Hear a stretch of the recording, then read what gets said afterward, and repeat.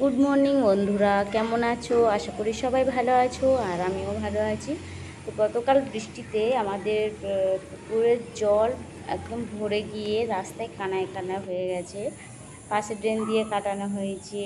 তো আগে তো প্রচণ্ড হারে জলের টান যাচ্ছিলো, এখন একটু হালকা হালকা হয়ে যাচ্ছে। তারপর সেই ভিডিওটা করতে পারিনি। তো চলে যাই, সকালের জন্য একটু কিছু আবার এদিকে ভাতও বসিয়ে দিয়ে এসেছি। এটা সকালের টিফিন খাওয়ার জন্য হয়েছে। এরপর পাখিদের খেতে দিয়েছি। সকালে ফার্স্ট ওদেরকে আগে ওদের খেতে দিই, কেননা ওরা এসে প্রচুর ডাকাডাকি আরম্ভ করে দেয়। সকালে ওদের তো রোজ খেতে দিই, সেই কারণে। তো এখানে ওদের আলাদা আলাদা করে খেতে দিয়েছিলাম, রুটি আর মুড়ি দিয়েছিলাম। তো এই যে খেতে খেতেও এখন শালিকের ঝাঁকের মধ্যে চলে যাচ্ছে আমাদের ঝাড়ুদার পাখি।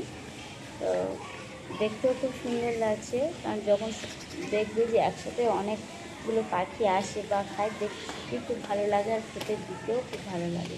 আর এদের খাওয়াতেও খুব মজা, যে সকালে উঠে মানে খেতে দেওয়া একটা আলাদা অনুভব মনে হয়।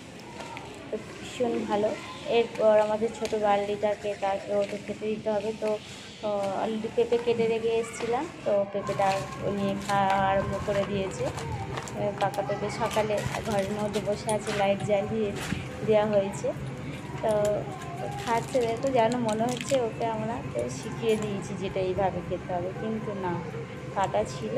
ও একটা তুলে নিয়েছে, নিয়ে খেতে আরম্ভ করেছে। কিন্তু পেঁপেটা এখনো শক্ত, ওকে আর সেইভাবে খেতে পারে, কিন্তু চেষ্টা চালিয়ে যাচ্ছে খাওয়ার জন্য। দাঁত তো নেই, সেই জন্য ওইভাবেই খাচ্ছে। দেখতেও খুব ভালো লাগছে, কিন্তু ছোট পুচকু একটা বড় পেঁপে ধরে দিয়ে খাচ্ছে।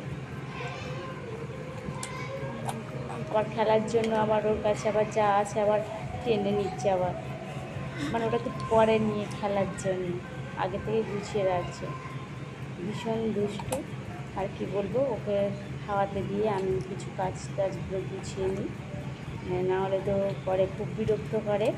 সেই জন্য তোকে পেঁপে খাওয়ানো হয়ে যাওয়ার পরে ওর জন্য সকালে ভাত বসিয়েছিলাম, তো ভাতটা ওকে খাইয়ে দেবো। তো সবাই ভালো থাকো, সুস্থ থাকো, টাটা, রাখছি।